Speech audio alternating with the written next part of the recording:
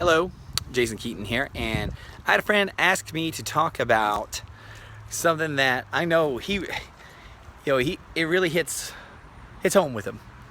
All right, he's trained a long time. He's a brown belt, and we talked about this yesterday at a seminar. And he wanted me to cover this topic, and I think it's a good topic to cover, and that is instructors that don't let their students go to other schools. And I can understand maybe their fear is that they'll lose their student, or that they'll find something better and whatnot. But I think it really always boils down to low self-esteem and not having confidence in yourself. Now, of course, as an instructor, you do worry about that. All right. I mean, do I worry about my students going somewhere else? Yeah. I mean, of course you do. I mean, I'm not gonna lie. What if 50 of my students got up and left? That would ruin me almost. It wouldn't ruin me, but it would suck. So you do worry about this. But what in reality happens is that you not wanting them to go learn from other sources may be the reason that they go somewhere else anyway. So, for example, if you don't let your students go to, maybe another school has, Marcelo Garcia in town, and you're like, oh man, I don't want you going over there and training with Marcelo at that school. Man, why aren't you going? You should go too. You're stopping the students from learning, and that's what jiu-jitsu is about. So my instructor, Renato Tavares, he always encouraged us to go learn from other sources. And I mean, I know I want to train with Renato. That's not an issue. And he knows it too. So, he's got that confidence in his ability. He knows he's a great coach. He's a great competitor. And, he knows, though, that, he's just one man, and he wants you to go out and train with other people. And that's what I tell my students also.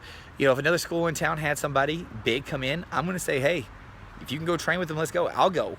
If it's a school in town, across town, had Marcelo Garcia in, or Braulio Estima, or Andre Galvão, would I go? Yeah. It's seminars, but classes too. All right, so if I don't have class and my student wants to go to an open mat somewhere, sure, why not? Am I worried that he will go there and stay? No, and if he does, then, hey, that's his choice. But I'm not going to lose sleep over it, and I'm certainly not going to stop my students from learning as much as they possibly can in this art. So if you're an instructor or a student, and if you're an instructor and you're saying, hey, I don't want my students to go train with anyone else because of fear of losing them, then you got to stop that. You got to have a little bit more confidence in yourself, and there might be a reason you don't have confidence in yourself, so you need to be studying and training hard. All right, if you're a student and you train with an instructor that it limits your learning and stops you from going and training other places. I mean, it's one thing if you have class and you go to somebody else's class in town. I think that's kind of disrespectful. And I think you should always have a good communication with your instructor. All right, because relationships go both ways. So you should always tell them, like, hey, I want to go over there to open mat. Is that all right? Sure. But if the guy's like, you can't train with anyone else, you can only do seminars in our association, then I think you should look elsewhere for someone else. To train with, because no one should stop you from learning as much about this art as you can. All right, so keep that in mind. Keep training. Keep communication lines open both ways. If you're an instructor, talk to your students. If you're a student, talk to your instructor, especially before we go into visiting another school. All right, you don't want to make somebody mad at the same time. All right, so hey, I've been Jason Keaton. You guys enjoy your day.